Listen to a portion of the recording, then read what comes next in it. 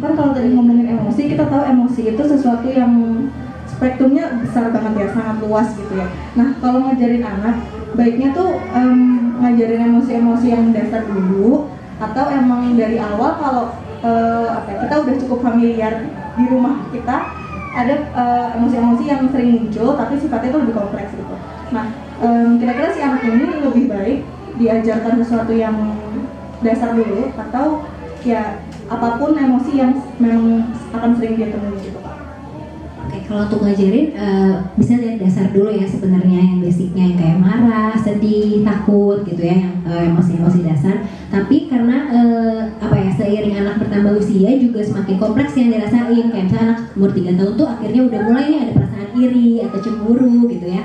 Udah mulai ada perasaan bangga saat misalnya ngelakuin sesuatu. Nah, jadi memang disesuaikan sama usia anak semakin besar. Dan juga benar tadi kata Vivi, kalau misalnya di rumah memang ada stimulasinya nih untuk mengenalkan emosi tertentu, ya nggak apa-apa juga itu dikenali gitu. Kayak misalnya usia 2 tahun misalnya saat mamanya gendong adik atau gendong orang lain dia kayak nangis, nah itu kita udah bisa, oke, kamu nggak mau ya mama gendong yang lain gitu, kamu maunya mama sama kamu aja ya. Jadi sebenarnya kalau ada media stimulasinya gitu ya, atau ada yang bisa kita kasih contoh gitu di rumah, nggak apa-apa, kita bisa mulai ngajarin juga gitu, asal ya anak jadinya kan konkret kan kalau itu gitu, karena ngelihat langsung, ngerasain langsung, itu nggak apa-apa gitu. Kalau misalnya terlalu abstrak mungkin ya memang nanti aja gitu, belum bisa ya, tunggu aja memang ada momennya kayak gitu. Atau misalnya anak misalnya mau sekolah terus kan mungkin rasa cemas, tapi kan dia nggak tahu itu ada cemas, nah kita kan bisa ngasih tahu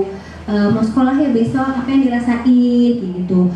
Misalnya dia deg-degan atau apa, nah kita bisa ngajarin, oh gitu, mama juga kalau misalnya ketemu orang baru pernah tuh ngerasa kayak gitu, nah itu namanya adalah cemas. Nah, jadi kita bisa ngasih contoh, kalau nggak ada contoh buat anak, contoh yang kita pernah rasain juga itu nggak apa-apa juga kayak gitu.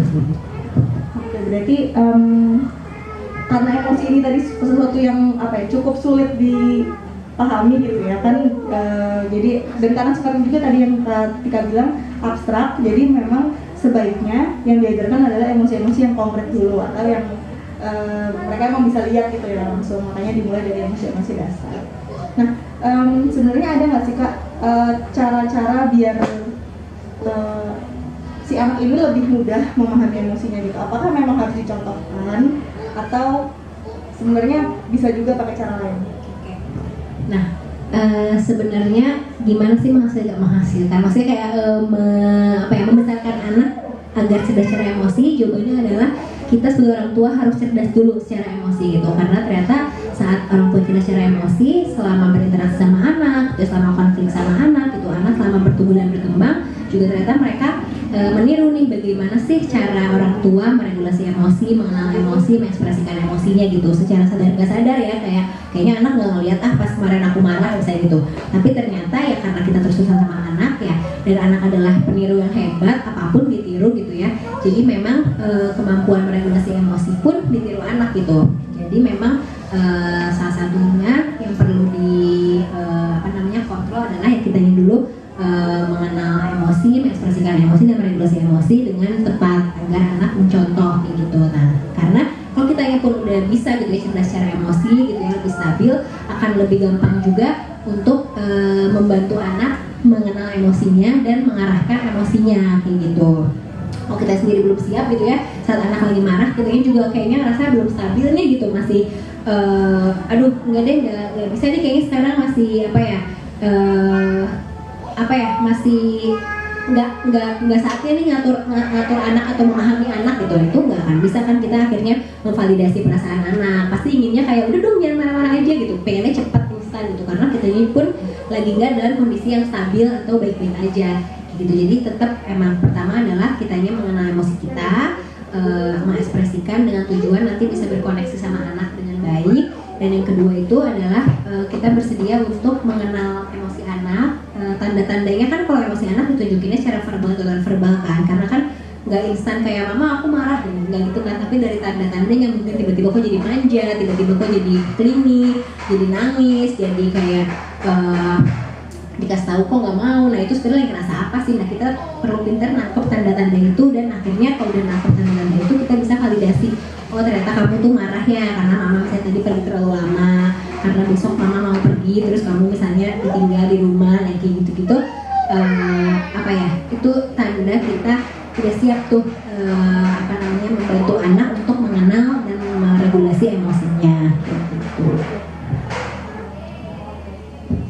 Oke, berarti memang orang tuanya dulu ya yang jadi pilar utama lah ya ibaratnya dalam proses regulasi emosi diri sendiri dan keluarga gitu.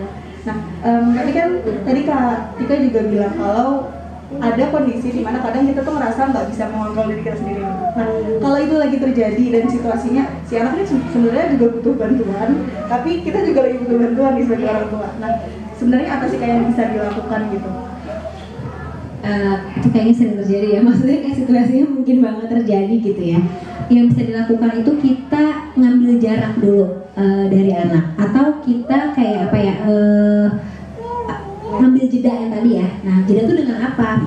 Dengan kita misalnya bergerak dulu, ngambil nafas dulu. Misalnya kita lagi duduk, coba kita berdiri dulu. Kita lagi berdiri, coba kita jalan-jalan dulu sambil tarik nafas, sambil afirmasi diri sendiri. Oke, anak saya lagi marah, saya juga jadinya ikut marah karena terlalu overwhelmed nih gitu ya. Saya sampai teriakan anak sama nangis anak. Oke, nggak apa-apa. Pokoknya kita jangan langsung mengintervensi anaknya, asal anak ini nggak dalam kondisi yang membahayakan diri sendiri, itu dia prinsipnya, dan nggak membahayakan orang lain. Kalau anak lagi nangis-nangis di rumah gitu ya, atau lagi marah-marah di rumah, tapi sebenarnya anak ya udah lagi di karpet aja gitu, nggak sampai jeduk-jedukin kepala, nggak sampai mukul-mukul orang lain gitu. Oke, nggak apa, diemin aja.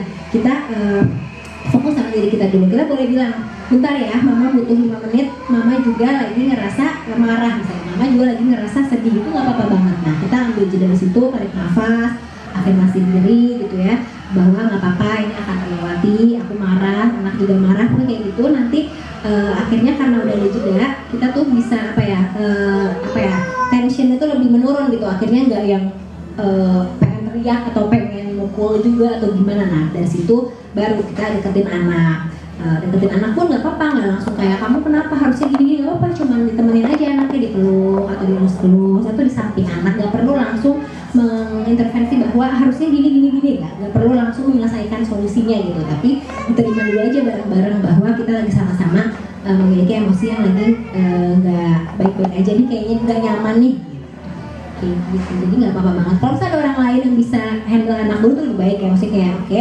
tolong dulu nih misalnya sama papanya atau sama neneknya atau sama mbaknya, itu juga nggak apa-apa gitu. Bukan berarti kita akhirnya nyuekin anak gitu ya, bukan berarti kita akhirnya nggak tanggung jawab sama emosinya anak gitu, tapi ninggalin anaknya pun kita nggak marah ya, bukan kayak mau pergi karena kamu marah, nggak kayak gitu, tapi kayak bentar ya, mama butuh waktu ya gitu. Jadi bukan karena menyalahkan anak bahwa kita jadi kayak gitu karena kamu nih, nggak kayak gitu loh. Jadi bukan menyalahkan juga si perilaku atau emosi anak gitu.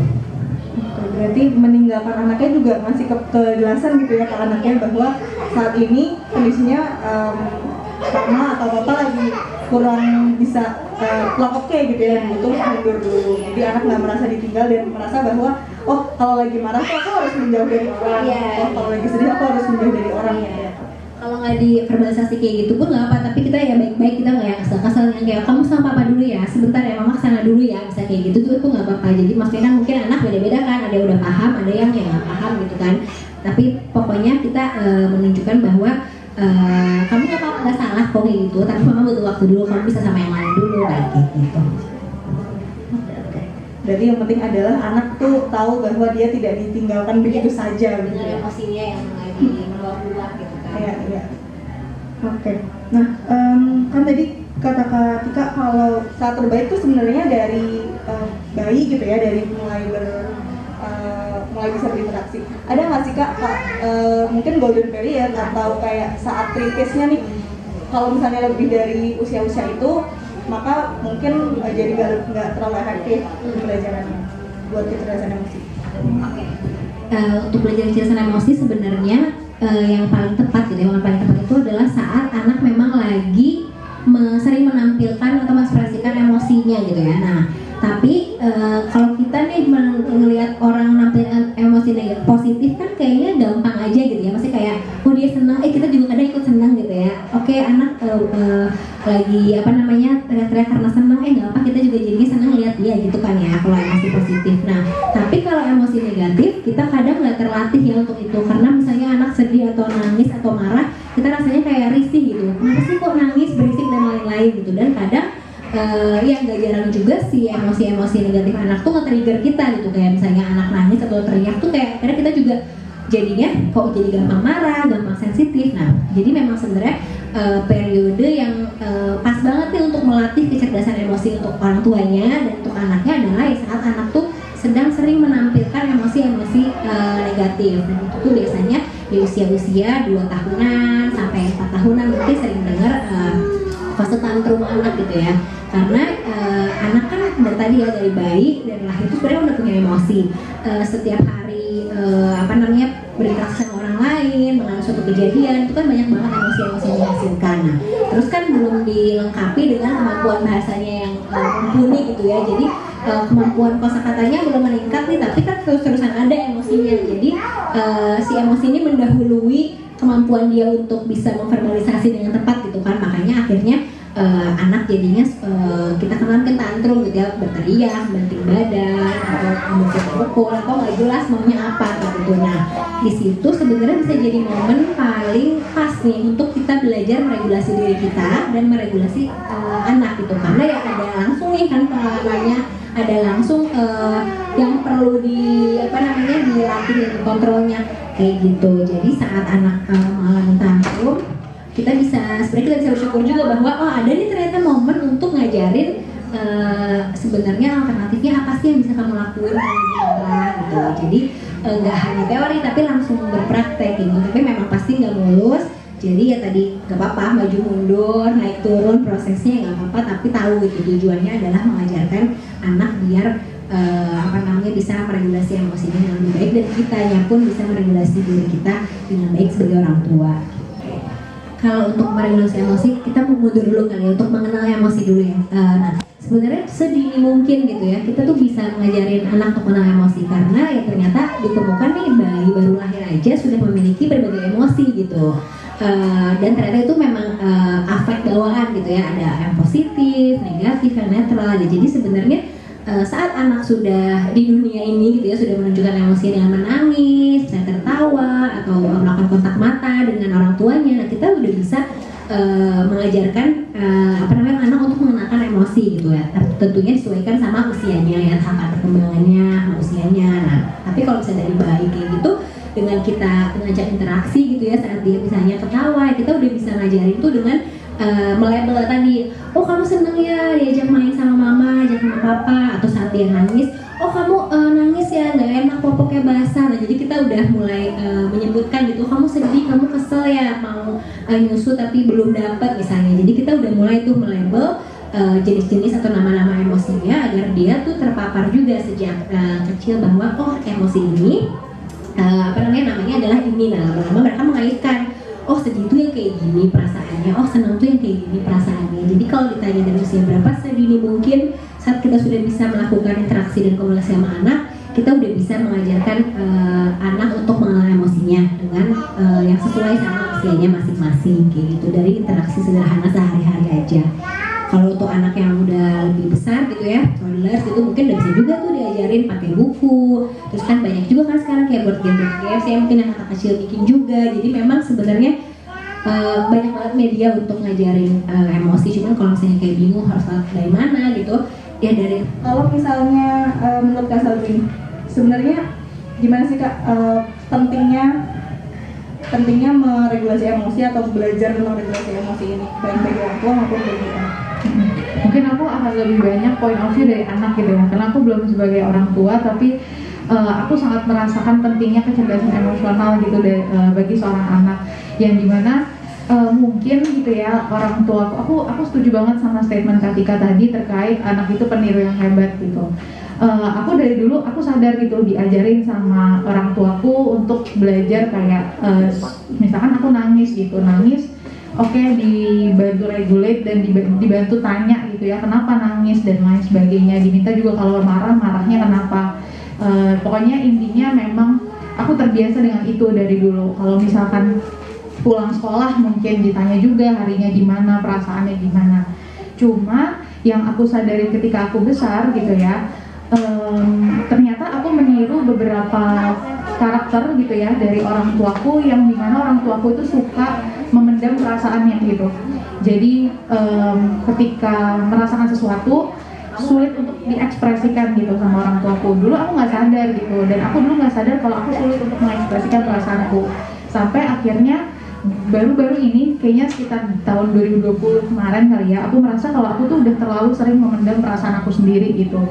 Jadi pada saat itu akhirnya aku awalnya mencari dulu sih, mungkin karena alhamdulillahnya aku juga belajar psikologi gitu ya, jadi aku mulai belajar untuk journaling, self talk dan lain sebagainya yang tadi Kak Tika sampaikan juga, untuk ngomong sama diri sendiri terkait perasaan.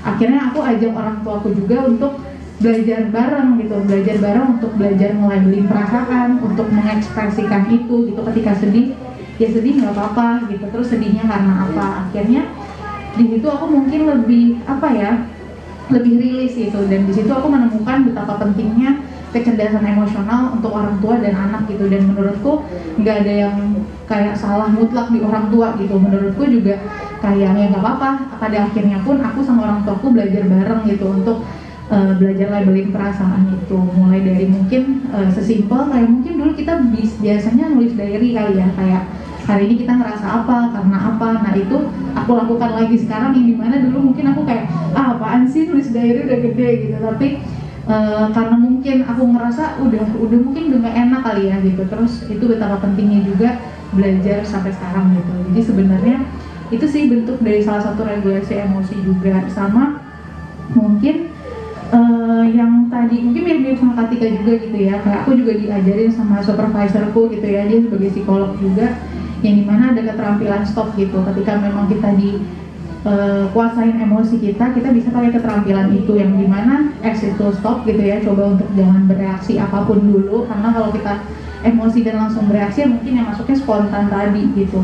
Terus T gitu ya, tinggalkan situasinya dulu, mungkin situasinya terlalu intens gitu, terlalu menekan buat kita. Terus O, observasi gitu ya, observasi mungkin aware lagi sama indera-indera kita gitu. Kadang-kadang kita nggak aware ya, contohnya kayak misalkan angin menyentuh tubuh kita gitu, padahal itu selalu menyentuh tapi kita nggak pernah sadarin gitu. Jadi kayak entah dengan bantuan kayak squishy gitu untuk observasi, ngerasa lagi dan lain sebagainya. Sama yang P, baru proses dengan sadar gitu emosinya. Jadi mungkin itu kali ya mengapa penting, dan regulasinya seperti apa, mungkin salah satunya bisa dengan itu juga. Itu sih dari aku. Oh, menarik banget. Jadi kalau tadi Katika udah membahas pentingnya sebagai orang tua dari teorinya, nah mungkin kita jadi lebih kebayang ya, karena sekarang ada contoh nyatanya gitu ya dari Kak Salbi selaku anaknya. Nah kalau gitu kan Kak Salbi tadi menyebutkan ada beberapa tools ya, mungkin yang Kak Salbi bilang juga gitu ya, bahwa ada kadang journaling dan lain-lain. Kalau untuk anak sendiri nih, menurut Kak Salbi sebenarnya media apa aja sih yang bisa membantu anak untuk bisa lebih mungkin dari kenali dulu kali ya, sebelum mulai ke step-step berikutnya tadi yang udah Kak Tika jelasin. Oke, jadi sebenarnya ini yang kita lakukan juga ya di Kata Kecil gitu. Kita bikin mulai dari buku, board game dan lain sebagainya yang berdasarkan dari topiknya itu aspek sosial emosional. Yang dimana aspek sosial emosional itu yang mungkin dari emosi dasar itu sendiri, terus juga dari yang mungkin kindness, disiplin dan lain sebagainya, itu bisa bantu kita untuk mungkin cerdas lagi ya secara emosi, mulai dari kehidupan yang aktivitas kita sehari-hari gitu. Nah media-medianya mungkin macam-macam, misalkan kita dengan buku gitu ya, buku bisa banget nih kita ekspor dulu gitu sebagai orang tua. Sebenarnya buku ini tuh isinya apa sih gitu ya, isinya apa, terus nilai apa sih yang diajarin. Jadi kita bisa ekspor dulu ketika kita ngeliat buku terkait misalkan emosi pun itu beragam ya, nggak cuma emosi dasar aja. Terus bisa juga dengan kayak board game itu juga sekarang udah macam-macam, kayak salah satu misalnya ular tangga gitu ya. Ular tangga mungkin dari dulu kita udah kenal gitu, tapi sekarang ular tangga juga banyak yang melibatkan emosi juga gitu. Salah satu contoh juga produk kita.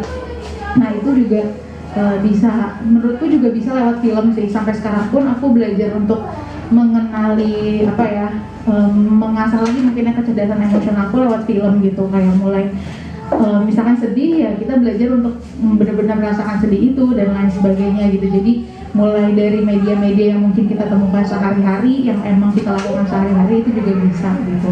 Cuma pastikan aja memang ketika ke anak mungkin kita tahu kali ya isinya gitu, terus jelas juga apa yang diajarkan, jadi bisa ada interaksi juga sama orang tua. Jadi harapannya kalau misalkan oke, kita beli buku, beli mainan, itu nggak cuma kita kasih ke anak aja, tapi sebagai orang tua juga ikut untuk main, ikut baca juga gitu. Berarti tadi mungkin selaras juga ya sama yang Mbak Tika sampaikan, bahwa yang penting adalah memberikan contoh yang konkret gitu ya untuk anak. Mungkin kalau film bisa dari segi storyline, atau bisa juga film yang emang bener-bener mengajarin emosi, kayak sekarang kan banyak tuh film Disney yang tentang emosi ya, ada Inside Out, ada Turning Red, itu juga kan belajar tentang emosi gitu. Mungkin itu yang bisa jadi media untuk kenalin emosi-emosi yang agak sulit ya untuk anak-anak. Gitu. Oke. Nah, kalau dari Kak Selvi sendiri, tadi kan menyebutkan bahwa sebagai orang tua harus pintar-pintar memilih buku atau kayak media pembelajaran lah untuk anak. Nah, ada nggak sih Kak tips-tips tertentu untuk orang tua biar bisa memilihkan media pembelajaran yang emang sesuai gitu ya sama anak-anak? Kan anak tuh beda-beda banget gitu ya. Mungkin mulai dari eksplor produknya itu dulu kali ya. Misalkan yang tadi dengan buku, misalkan buku ini sebenarnya bahasnya apa sih? Terus biasanya kalau buku atau mainan anak itu kan ada usianya, untuk usia berapa, mungkin ayah sama bunda juga bisa ngeliat tuh usianya usia berapa biar bisa disesuaikan juga sama anaknya.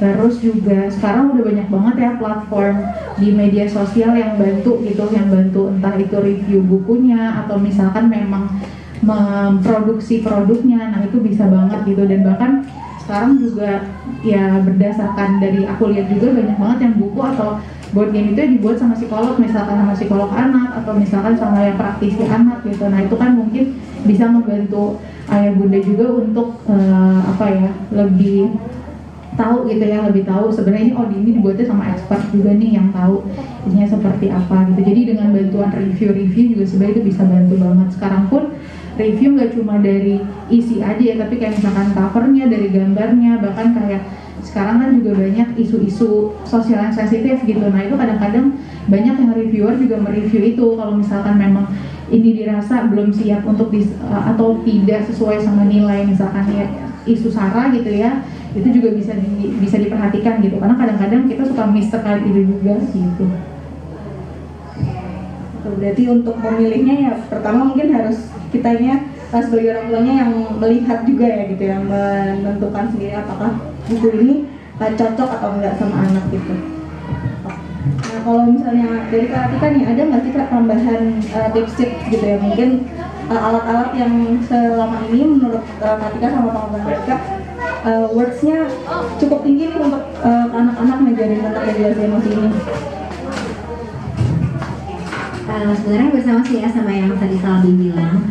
Cuman kalau misalnya nggak pakai buku atau pakai film, kalau misalnya aku dulu praktek sih gitu ya sama anak-anak, sebenarnya bisa sekedar pakai kayak print gambar-gambar emoji gitu loh sebenarnya. Jadi sebenarnya kan sebelum mengeregulasi kan tadi kenal dulu kan. Jadi sebenarnya dari mengenal dulu aja kalau senang tuh ekspresinya kayak gimana sih. Nah itu kan konkretnya anak bisa lihat dari si emoji, atau mungkin bisa minta anaknya coba senyum, terus nanti di print, ditempel. Jadi bahwa kalau senang itu bentuknya senyum nih saat kamu kayak gini.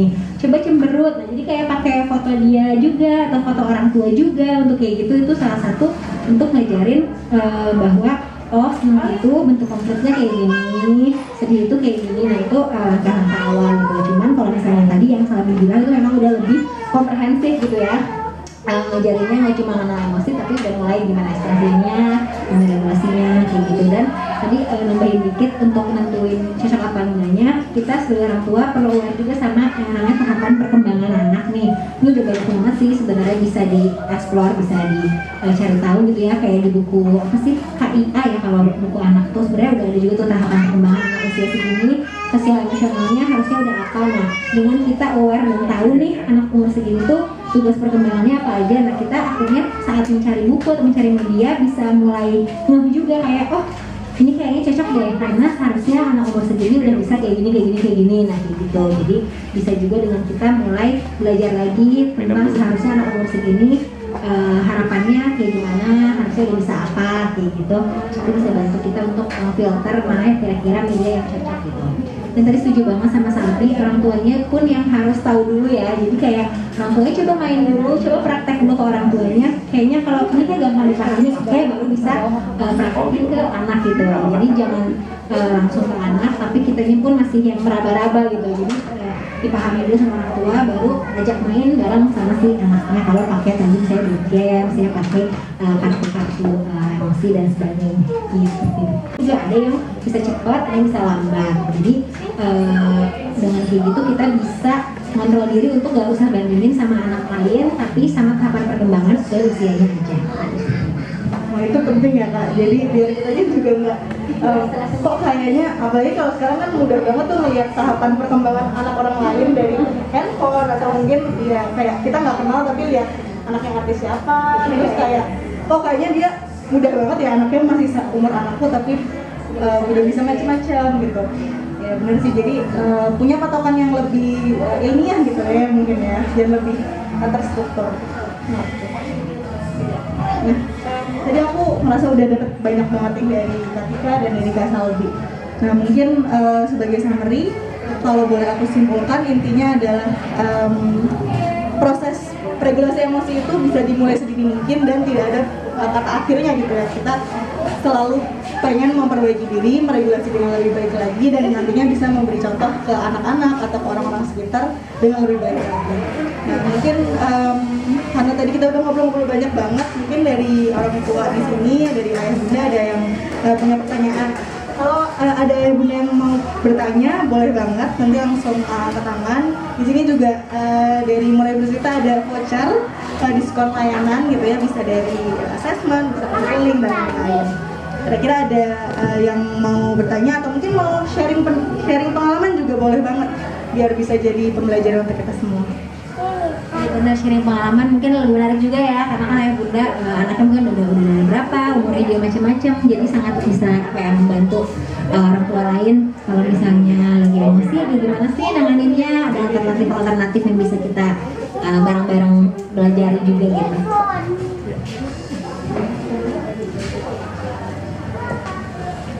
Assalamualaikum warahmatullahi wabarakatuh. Terima kasih kakak-kakak atas materi yang telah disampaikan. Perkenalkan saya Nurul Khairunisa. Saya ingin bertanya, apa penyebab dari anak yang misalnya dia sangat ekspresif, atau penyebab dari anak yang sangat pendiam, gitu. Jadi penyebabnya apa sih? Jadi karena kan kita kan nggak tahu nih, tiba-tiba anak ini kita temui di pagi hari ini sangat ekspresif, atau dalam satu hari lagi keseluruhannya dia sangat pendiam gitu. Kira-kira penyebabnya apa dan bagaimana kita harus menyikapinya? Terima kasih. Oke, mungkin Kak Tika kali ya bisa lebih menjelaskan. Oke, makasih Mbak Nurul ya. Oke, jadi maksudnya dalam satu anak yang sama ya? Maksudnya macam-macam. Oh oke. Kalau misalnya kita bicara karakteristik anak, ya ada anak yang pendiam, anak pemalu, ada anak yang ekspresif. Itu memang ada yang dipengaruhi sama namanya temperamen gitu ya. Temperamen itu kayak bawaan lahir. Anak tuh kalau misalnya ngadepin situasi baru, bawaannya tuh perlu waktu dulu nih, kayak panasnya lama, panasnya cepat. Nah kayak gitu tuh sebenarnya itu ada yang memang sudah bawaan dari lahir gitu ya. Jadi kita bilangnya itu bawaan, faktor genetik atau temperamen. Tapi juga sangat dipengaruhi nanti sama faktor lain, yaitu faktor lingkungan gitu. Jadi kalau kita ditanya penyebabnya apa, masih perlu menggali lebih dalam dulu, kayak konteksnya saat dia pendiam itu sebenarnya ada kejadian apa, atau di situasi yang seperti apa. Saat dia ekspresif itu ada di situasi yang seperti apa juga, terus dia bersama orang-orang yang seperti apa kayak gitu. Karena saat anak misalnya pendiam, kita perlu cek dulu nih, apakah memang situasinya baru bagi dia, lalu dia nggak bersama orang yang biasanya bareng dia, jadi dia merasa kurang aman seperti biasanya, atau memang tipe anaknya adalah tipe yang pengamat dulu. Jadi sebelum dia bereaksi, dia mengamati dulu harus kayak gimana sih, kalau orang lain kayak gimana sih, makanya akhirnya dia lebih diam dulu, lebih menarik diri dulu sebelum akhirnya dia berinteraksi sama orang lain. gitu. Jadi masih banyak yang perlu digali nih, kayak konteks-konteksnya kayak apa, seperti apa gitu. Tapi kalau dalam satu anak yang sama, misalnya tadi pagi ekspresif kok, tadi siang besoknya atau sorenya kok tiba-tiba pendiam, nah mungkin itu bisa banget ditanya gitu ya, maksudnya kayak kamu lagi ngerasa apa gitu.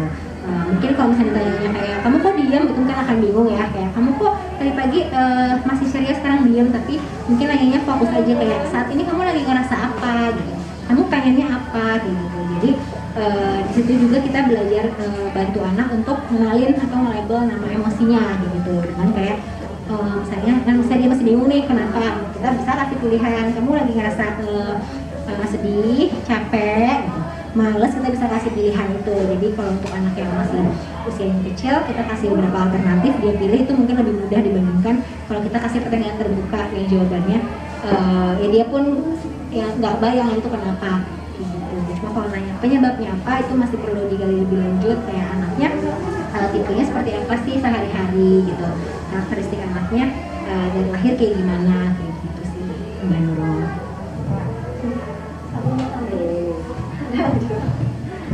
Terima kasih Kak Atika dan Mbak Nurul ya atas pertanyaannya.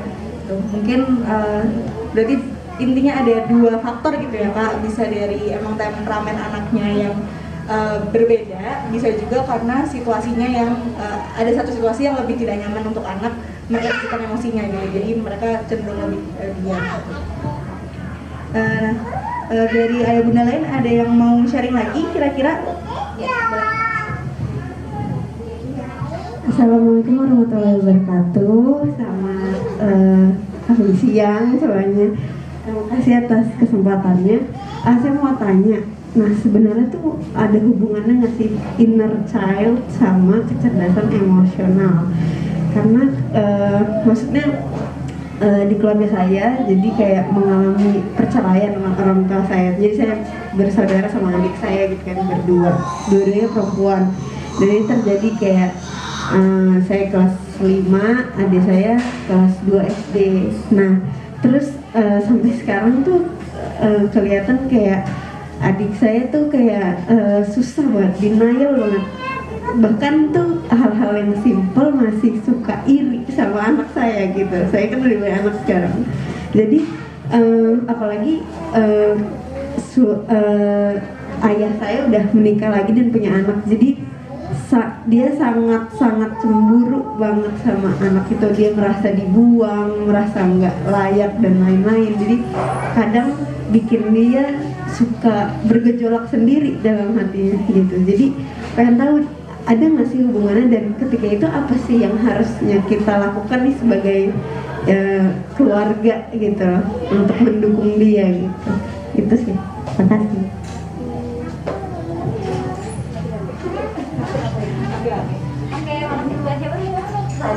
Mbak Radia. Makasih Mbak Radia pertanyaannya. Oke.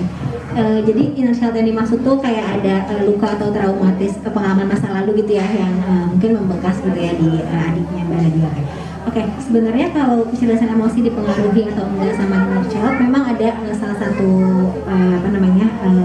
teori yang bilang gitu bahwa kenapa sih orang sulit mencapai kecerdasan emosi? Salah satunya itu memang karena ada pengalaman atau isu masa lalu yang tidak terselesaikan dengan baik gitu ya. Ada beberapa faktor, misalnya karena kurangnya modeling. Kalau tadi yang Salbi ceritain mungkin ada ya Salbi yang kayak kurangnya modeling. Jadi saat orang tua nggak memodelkan, nggak mencontohkan ekspresi emosi yang tepat kayak gimana, akhirnya anak juga kan nggak tahu bahwa harusnya itu diekspresikan. Itu salah satunya. Dan yang faktor lain juga memang ada, jika ada isu yang tidak terselesaikan, isu emosional yang tidak terselesaikan sejak kecil dan terbawa sampai besar, itu tentu akan mempengaruhi si kecerdasan emosi individu kayak gitu. Apalagi mungkin tadi ceritanya ada perasaan merasa dibuang gitu ya. Perlu kita lihat dulu nih, memang sebenarnya dulu itu dia saat di momen tersebut gitu ya, situasi tersebut merasa apa sih kayak gitu. Dan mungkin dulu kan masih kecil, jadi memang kalau nggak diarahkan, nggak di guide gitu ya, kita nggak akan tahu ya dia ngerasa apa gitu. Tapi mungkin semakin besar, semakin banyak trigger-trigger yang memicu dia gitu ya, kok kayaknya ini ada pengalaman serupa yang kok emosi aku kayaknya sama deh sama perasaan waktu kecil gitu ya. Akhirnya kan merasa apa ya, mulai terganggu gitu ya. Mungkin kayak tadi cerita juga, akhirnya kan mulai terganggunya saat udah gede kayak gitu. Akhirnya memang itu apa ya, sangat dipengaruhi gitu sama pengalaman masa kecil yang kayaknya dulu ya dibiarkan begitu saja kayak gitu. Nah tadi kalau pertanyaannya caranya harus gimana, kembali lagi benar dengan mengenali sebenarnya emosi yang lagi dirasain itu apa gitu. Jadi belajar lagi kayak dari awal lagi gitu, sebenarnya kamu nih ngerasa apa, karena kan tadi mungkin dia ngerasa kayak iri gitu ya, iri atau misalnya marah. Nah coba kayak dirunut lagi dari awal, sebenarnya emosi yang paling dasar itu dari si iri atau marah itu apa sih gitu. Perasaan misalnya takut ditinggalkan misalnya, jadi karena takut ditinggalkan akhirnya dia ngerasa iri saat orang lain kok kayaknya disayang gitu, orang lain kok kayaknya diperhatiin, karena ada rasa takut ditinggalkan gitu. Nanti kalau itu udah keluar, baru kita bisa bantu cari solusi. Emang kamu rasa ditinggalkan, apa sih yang bikin kamu ngerasa kayak gitu? Gimana sih biar kamu nggak ngerasa kayak gitu? Jadi kita perlu ya kayak namanya inner child, jadi kayak memang kayak ngobrol lagi sama diri kita waktu kecil, sebenarnya ngerasa apa? Karena sekarang juga ngerasa apa sih dengan pengalaman yang waktu itu pernah terjadi. Iya, aku juga inner child ini mungkin lagi ini banget ya, lagi common banget juga gitu. Tapi memang aku baca-baca juga jurnal, terus juga diskusi sama psikolog juga, yang dimana sebenarnya inner child kadang-kadang juga masih abu-abu gitu ya, kayak masih abu-abu. Dan kayak sebenarnya mau nambahin dari Katika aja, jangan sampai inner child ini jadi excuse gitu sih, sampai dia ke bawah, misalkan sampai gede jadi excuse kayak ya aku kan kayak gini karena ada pengalaman itu gitu. Kadang-kadang emang tanpa disadarin sih, kadang-kadang gitu ya, tanpa disadarin pada akhirnya kita berpikir demikian. Tapi penting banget untuk mungkin yang tadi kali ya, kenapa irinya ditinggalin dan lain sebagainya, itu yang penting untuk digali biar gak terus-menerus ke bawah dan jadi excuse bagi dia. Apalagi mungkin kita punya inner child, tapi kan kita akan terus beradaptasi dengan situasi baru gitu kan, dan kita nggak akan tahu akan ada apa gitu di situasi baru itu. Dan sayang banget kalau misalkan inner child itu akan jadi beruntut terus gitu ya, dibawa terus sama kita. Dan sebenarnya kalau inner child itu nggak pengalaman yang tidak menyenangkan aja gitu ya Kak ya, pengalaman yang menyenangkan pun juga bagian dari inner child kita gitu. Thank you jawabannya Katika, Pak Salbi, dan dia. Menarik banget ya tadi, jadi bahas tentang inner child juga, dan bahwa ya memang pasti ada pengaruhnya lah ya, sedikit banyak inner child ini terhadap cara kita meregulasi emosi. Tapi aku juga setuju sama Pak Salbi tadi bahwa itu mungkin jadi salah satu faktor, tapi jangan sampai menjadi excuse gitu ya untuk terus-terusan lari dari emosi atau cara mengekspresikan emosi secara lebih sehat gitu. Nah, di sini mungkin bisa satu penanya lagi kali ya. Ya.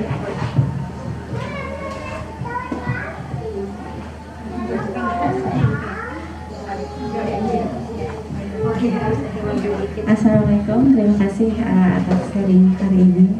Nama saya Sri. Saya kebetulan punya 2 orang anak, satu umur 9 tahun, satu lagi umur 7 tahun. Nah kebetulan yang umur 7 tahun ini spesial ya, ASD. Nah ASD itu kan emosinya turun naik ya, masih belajar walaupun umur 7 tahun. Nah kakaknya ini saya ajarkan untuk lebih mengalah gitu ya sama adiknya. Tapi kadang-kadang ya saya biarkan aja, ketika ada konflik gitu dia meluapkan emosinya nggak apa-apa, tapi dengan cara yang masih wajar gitu.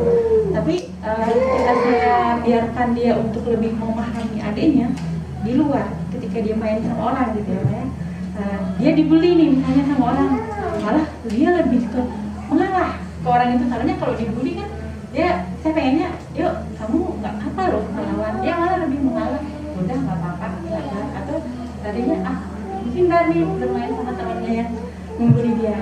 Kira-kira untuk kedepannya nih buat si abang ini, dengan dia saya cara mengajarkan dia untuk lebih mengalah sama adiknya tuh positif atau gimana ya?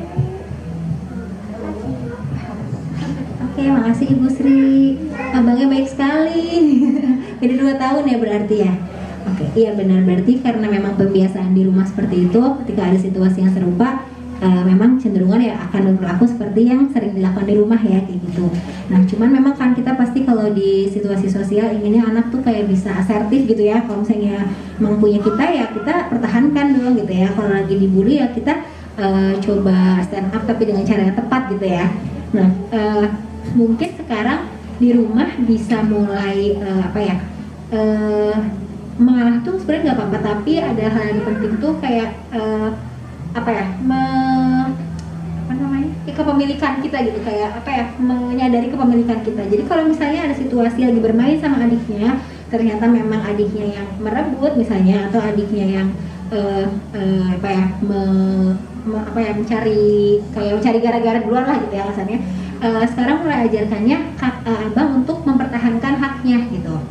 Kayak gitu. Nah, jadi selain untuk melatih abangnya, juga pelan-pelan sambil melatih adiknya, walaupun memang spesial needs ya, tapi kita tetap bisa melatih karena nanti kan dia juga mungkin akan berinteraksi sama anak-anak lain yang tipikal yang normal mungkin ya. Jadi tetap kita ajarin pelan-pelan, tapi mungkin ya caranya yang bertahap dan ya caranya yang lebih bisa diterima oleh si adik gitu. Misalnya kalau yang tadinya mau mainan abang, akhirnya abangnya ngalah aja saat adiknya teriak. Nah kalau sekarang mungkin nggak bisa, abangnya perlu bilang sebentar ya abang dulu, berapa menit lagi misalnya. Kan kalau SD juga perlu konkret ya, misalnya nanti jarum jam yang pas gini baru kamu. Nah itu juga jadi si abang belajar bahwa oh nggak apa-apa kok, ternyata kalau emang aku punya sesuatu dan aku duluan, ini emang hak aku gitu.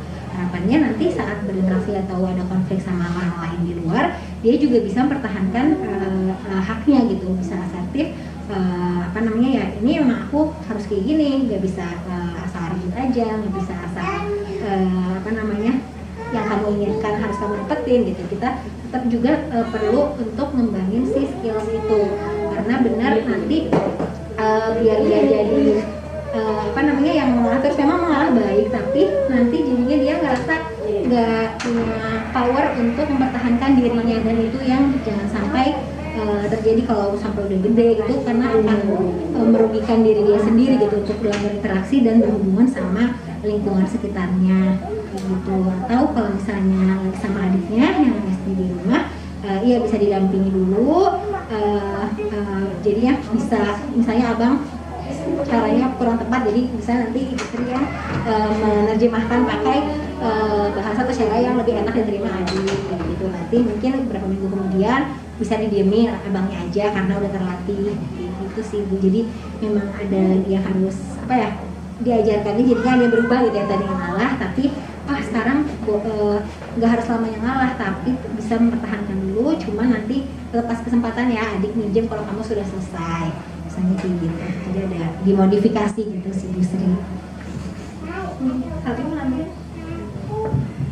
Iya, aku setuju banget sih sama Kak Tika juga ya terkait kepemilikan. Kayak dosenku juga selalu bilang mungkin ke klien-kliennya yang dimana mungkin melihat anaknya mungkin ada yang beda gitu ya. Misalkan bedanya karena misalkan dia lagi emosinya nggak stabil dan lain sebagainya, sedangkan kakak atau adiknya mungkin dia lebih diam, nggak kenapa-napa, mungkin lancar-lancar aja dan lain sebagainya. Ketika dia gimana ya cara misalkan ngadepin anak yang mungkin ya ini yang nggak stabil, misalkan emosinya contohnya kayak gitu, apa saya kurang ya waktunya sama anak saya dan lain sebagainya. Ketika dia bilang oh yaudah saya pengen ngeluangin waktu saya sebagai orang tua lebih banyak nih buat si kakaknya misalkan gitu, tapi dosenku selalu nanya ke kliennya itu kayak gimana caranya biar ibu juga ada waktu nih sama untuk adiknya gitu. Jadi kayak kepemilikan waktu antara anak sama orang tuanya itu nggak hilang gitu, walaupun memang mungkin ya abangnya lagi butuh banget nih gitu ya, tapi dia sebagai anaknya juga, sebagai anak dari orang tuanya juga nggak kehilangan kepemilikan waktu sama orang tuanya gitu sih. Nah, thank you Kak Tika dan Kak Salbi atas jawabannya. Terima kasih juga Bu Sri udah sharing kita semua.